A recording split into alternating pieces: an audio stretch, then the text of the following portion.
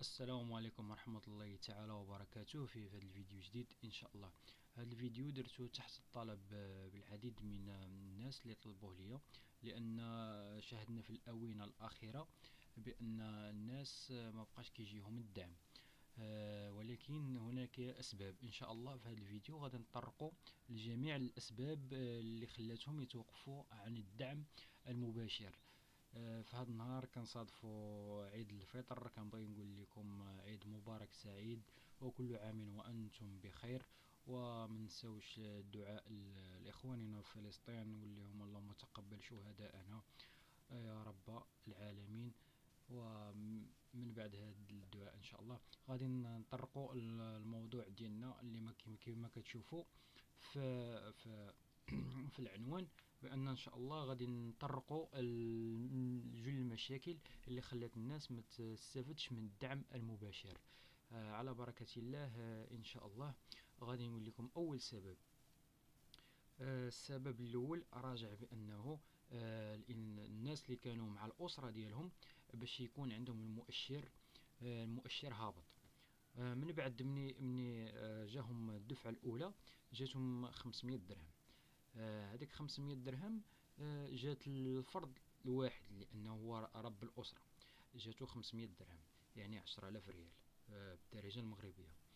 مني شافوا الانسان بحال هكاك، بحال اللي بغى يتحايل على بكل وضوح والشفافيه، بغى يتحايل لان يعني حتى هو غيمشي يدير المعرف ديالو بوحدو، يعني وغيدير التشطيب اللي كان مع الاسره ديالو. يعني ما بقاش كيهمهم من المؤشر باش يستافدوا من التغطيه الصحيه ديال امو.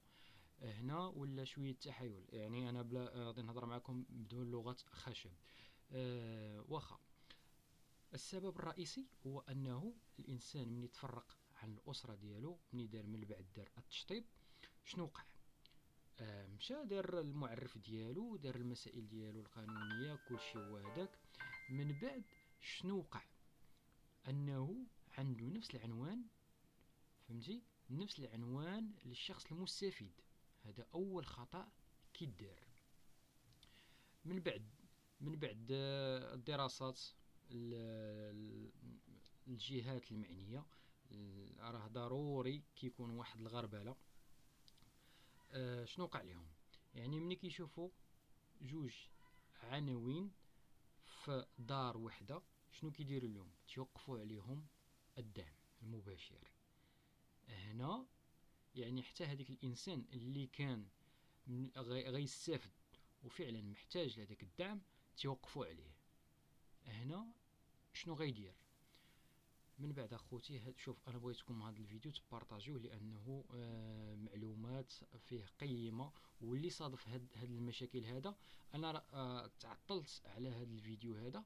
علاش؟ لان غتلقاو بزاف الفيديوهات، ولكن انا خديت واحد التجربه وبحثت عليها وبقيت معها خطوه بخطوه حتى خدات الدعم ديالها المباشر.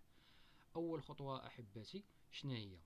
من بعد من يتوقف لكم الدعم المباشر، اول حاجه غادي تمشي عندها، غادي تمشي للجهات المختصه، يعني مقاطعه او جماعه اللي تقيدتي فيها. واخا ملي كتمشي عند القياده او المقاطعه كتمشي عند الرئيس المسؤول عن هذا القطاع. كنقولوا القائد او هذا اللي مكلف تما. من بعد تيدير عليك واحد، تيسول عليك بانه واش هذا الشخص فعلا ساكن بوحدو او لا مع الاسره ديالو. ملي كيدير عليك بحث، فهمتي، وتاكد لهم بانه ما ساكنش بوحدو، هنا شنو كيدير؟ خاصو واحد شهاده ديال السكنه جديده. من بعد ملي كيتبت بانه فعلا ما ساكنش معاهم، شنو كيدير؟ كتمشي عند الجهات المختصه، ومن بعد تيدلو بواحد الشهاده عندهم تما في المقاطعه او الجماعه، مقاطعه او جماعه وكدلي بالمعلومات الشخصيه ديالك، وكيعاودوا لك السجل الاجتماعي الموحد من جديد. يعني تولي عندك السجل الاجتماعي الموحد. اللي كان عندكم مشترك. هذا هو التعريف. السجل الاجتماعي الموحد كان عندكم مشترك. من بعد ملي كتمشيو هاد الجهات المختصة وكدليو بهاد الوثائق اولا كيتبت بانه هاد السيد راه ما ساكنش مع موالين الدار ديالو، اولا تبت العكس بانه راه هاد السيد راه ما غيستافدش، انا كنأكد لكم راه ما غيستافدش، غيستافد رب الاسره لانه هو اللي معاه. من بعد اخواني كدليو بهاد المسائل وكيشهد عليهم الرئيس ديال المقاطعه، يعني القائد او لا ديال الجماعه، هو اللي كيتثبت بانه تيفاليدي لكم او لا تيكاشين لكم بان هادو فريمون يستاهلوا الدعم الاجتماعي المباشر.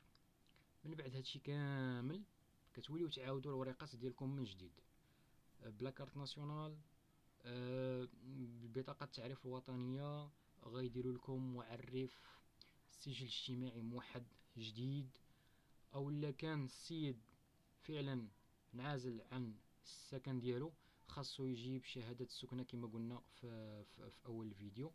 ومن بعد غيدير هادشي كامل. من بعد ملي غيدوز هاد المراحل كاملة ان شاء الله غيتسنى واحد 15 يوم او لا شهر. من بعد ملي غي عاوتاني يدرسوا الملفات ديالهم بان فعلا هاد السيد راه ما ساكنش مع الاسره ديالو، او لا فعلا بانه راه دار معرف جديد، وخاصو ضروري يكون شهاده سكنه جديده يعني عنوان جديد. من بعد ملي دراسه الملف ديالهم ان شاء الله خصهم يديروا كود بونكير جديد.